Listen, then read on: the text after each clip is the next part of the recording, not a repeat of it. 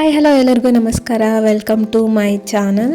ಇವತ್ತು ಉತ್ತರ ಕರ್ನಾಟಕ ಸ್ಟೈಲ್ನಾಗ ಅಥವಾ ಖಾನಾವಳಿಯಾಗ ಚೌಳಿಕಾಯಿ ಪಲ್ಯ ಹೆಂಗೆ ಮಾಡ್ತಾರೆ ನೋಡೋಣ ಬರ್ರಿ. ಇವನ್ನ ಕೈಲೇನ ಸೋಸ್ಕೋಬೇಕಾಗ್ತೈತಿ. ಅಂದ್ರೆ ನಾರು ಇರ್ತೈತಲ್ಲ, ನಾರು ತೆಗಿಯೋಕ್ಕಾಗ್ತದೆ. ಹೆಚ್ಚಿದ್ರೆ ನಾರು ಹಂಗೆ ಉಳ್ಕೋತೈತಿ. ಹಾಗಾಗಿ ಕೈಲೇ ಸೋಸ್ಕೊಂಡು ಮಾಡೋದು ಚಲೋ ಅನ್ನಿಸ್ತೈತೆ. ಇವನ್ನ ಚಂದಾಗ ತೊಳೆದಿಟ್ಕೊಂಡು ನಾವು ಹುರ್ಕೋಬೇಕಾಗ್ತೈತಿ. ನೋಡ್ರಿ, ಈ ರೀತಿ ಸ್ವಲ್ಪ ಎಣ್ಣೆ ಹಾಕ್ಕೊಂಡು ಹುರ್ಕೋಬೇಕಾಗ್ತೈತಿ. ಸ್ವಲ್ಪ ಕಲರ್ ಚೇಂಜ್ ಆಗೋ ಮಟನೂ ಹುರ್ಕೋಬೇಕು. ನೋಡ್ರಿ, ಈ ರೀತಿ ಆಗೋ ಮಟನೂ ನಾವು ಫ್ರೈ ಮಾಡ್ಕೋಬೇಕಾಗ್ತೈತಿ. ಈಗ ಒಗ್ಗರಣೆಗೆ ಒಂದು ಬಾಣಲಿದಾಗ ಎಣ್ಣೆ ಹಾಕ್ಕೊಂಡು ಜೀರಿಗೆ, ಸಾಸಿವೆ, ಕರಿಬೇವು ಮತ್ತು ಈರುಳ್ಳಿ ಹಾಕ್ಕೋಬೇಕು. ಅದು ವಿಡಿಯೋ ಸ್ಕಿಪ್ ಆಗೈತಿ, ಹಾಗಾಗಿ ಇಲ್ಲಿ ಡೈರೆಕ್ಟಾಗಿ ನಿಮಗೆ ತೋರ್ಸಾತೀನಿ. ಆಮೇಲೆ ಸ್ವಲ್ಪ ಹಿಂಗೆ ಹಾಕ್ಕೋಬೇಕು. ಇದು ಗೋಲ್ಡನ್ ಫ್ರೈ ಆಗೋ ಮಟನೂ ಫ್ರೈ ಮಾಡಬೇಕಾಗ್ತೈತಿ ಈರುಳ್ಳಿನ. ಇದು ಸಿಂಪಲ್ ಆಗಿದ್ರು ಭಾಳ ಟೇಸ್ಟ್ ಕೊಡ್ತೈತಿ. ಒಂದ್ಸಲ ಈ ರೀತಿ ನೀವು ಟ್ರೈ ಮಾಡಿರಿ. ಆಲ್ಮೋಸ್ಟ್ ಈ ಕಡೆ ಎಲ್ಲ ಈ ಥರನೇ ಮಾಡೋದು.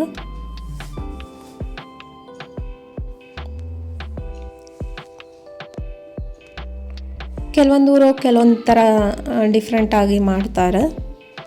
ಆದರೆ ನಾನು ಇಲ್ಲೇ ನಮ್ಮ ಉತ್ತರ ಕರ್ನಾಟಕ ಸ್ಟೈಲಾಗಿ ತೋರ್ಸಾತೀನಿ ನಿಮ್ಗೆ. ಆಮೇಲೆ ಇದಕ್ಕೆ ಟೊಮೆಟೊನ ಆ್ಯಡ್ ಮಾಡ್ಕೋತೀನಿ. ಜಾಸ್ತಿ ಬೇಡ, ಸ್ವಲ್ಪ ಆ್ಯಡ್ ಮಾಡ್ಕೋಬೇಕು. ಯಾಕಂದ್ರೆ ನಾವು ಆಮೇಲೆ ಹುಣಸೆ ಹಣ್ಣನ್ನು ಹಾಕ್ತೀವಿ, ಹಾಗಾಗಿ ಇಲ್ಲಿ ಸ್ವಲ್ಪ ಟೊಮೆಟೊನ ಆ್ಯಡ್ ಮಾಡ್ತೀವಿ.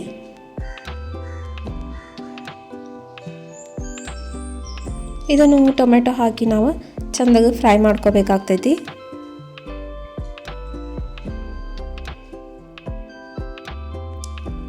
ಇದಾದ್ಮ್ಯಾಗ ಸ್ವಲ್ಪ ನಾವು ಇದು ನೆಕ್ಸ್ಟ್ ಇದಕ್ಕೆ ಹಸಿ ಖಾರ ಹಾಕ್ಕೊಳ್ಳೋಣಂತ. ಈ ಹಸಿ ಖಾರದೊಳಗೆ ಶುಂಠಿ, ಬೆಳ್ಳುಳ್ಳಿ, ಕರಿಬೇವು, ಕೊತ್ತಂಬರಿ, ಜೀರಿಗೆ ಹಾಕಿ ರುಬ್ಕೊಂಡಂಥ ಹಸಿ ಖಾರ ಇದೆ.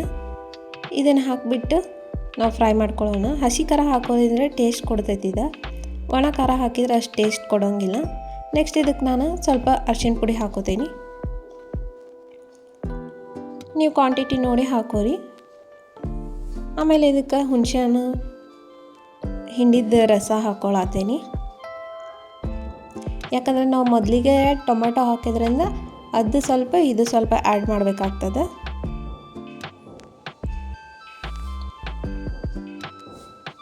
ಇದನ್ನು ಚಂದಾಗ ಮಿಕ್ಸ್ ಮಾಡ್ಕೊಳ್ಳೋಣಂತ.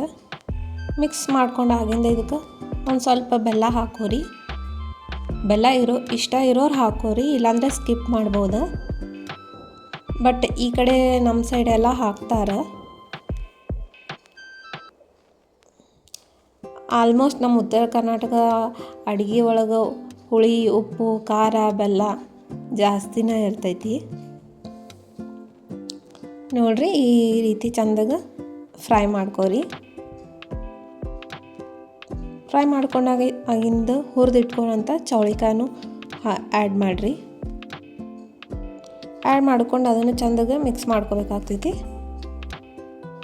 ಆಮೇಲೆ ಇದಕ್ಕೆ ಉಪ್ಪು ಈಗ ಸೇರಿಸ್ಕೊಂಬಿಡ್ರಿ. ಎಷ್ಟು ಬೇಕಾಗ್ತೈತಲ್ಲ ಅಷ್ಟು ಕ್ವಾಂಟಿಟಿ ನೋಡಿ ಉಪ್ಪನ್ನು ಸೇರಿಸ್ಕೋರಿ.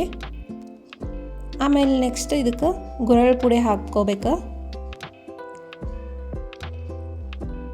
ಡೈರೆಕ್ಟ್ ನೀವು ಗುರೆಳ್ಳು ಪುಡಿ ಅಷ್ಟು ಹುರಿದು ಪುಡಿ ಮಾಡ್ಕೊಂಡು ಹಾಕ್ಕೋಬೋದು. ಇಲ್ಲಾಂದ್ರೆ ಗುರೆಳ್ಳು ಚಟ್ನಿ ಪುಡಿ ಏನು ಮಾಡಿರ್ತಾರಲ್ಲ ಅದನ್ನು ಹಾಕ್ಕೋತಾರೆ. ಗುರೆಳ್ಳು ಚಟ್ನಿ ಪುಡಿ ಹೆಂಗೆ ಮಾಡೋದಂತ ನನ್ನ ಚಾನಲ್ನಾಗ ಐತಿ, ನೀವು ಹೋಗಿ ಬೇಕಾದ್ರೆ ನೋಡ್ಕೋಬೋದು.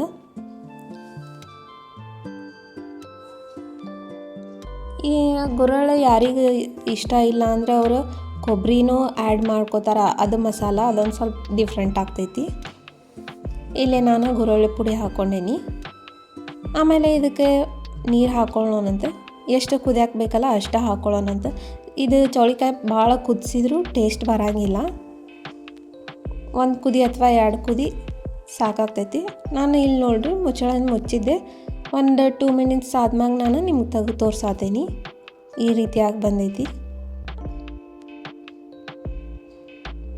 ಇದು ರೊಟ್ಟಿ, ಚಪಾತಿ, ಸಜ್ಜಿ ರೊಟ್ಟಿ ಆಗಲಿ, ಕಟಕ್ ರೊಟ್ಟಿ ಆಗಲಿ ಎಲ್ಲದ್ರಾಗೂ ಕಾಂಬಿನೇಷನ್ ಆಗ್ತೈತಿ. ನೋಡ್ರಿ ಎಷ್ಟು ಮಸ್ತಾಗಿ ಬಂದೈತಿ. ಆಮೇಲೆ ಇದಕ್ಕೆ ಸ್ವಲ್ಪ ಕೊತ್ತಂಬರಿ ಆ್ಯಡ್ ಮಾಡಿದ್ರೆ ಅಂದ್ರೆ ಚೌಳಿಕಾಯಿ ಪಲ್ಯ ರೆಡಿ ಆಗ್ತೈತಿ. ಒಂದು ಸಲ ಈ ಥರ ನೀವು ಟ್ರೈ ಮಾಡಿ ನೋಡಿರಿ ಈ ರೆಸಿಪಿನ ಹೆಂಗಿತ್ತಂತ ಕಮೆಂಟ್ ಮಾಡಿರಿ ಮತ್ತು ನನ್ನ ಚಾನಲ್ನ ಸಬ್ಸ್ಕ್ರೈಬ್ ಮಾಡೋದು ಮರಿಬೇಡಿ. ನೆಕ್ಸ್ಟ್ ವೀಡಿಯೋಸಿಗೆ ಸಿಗ್ತೇನೆ.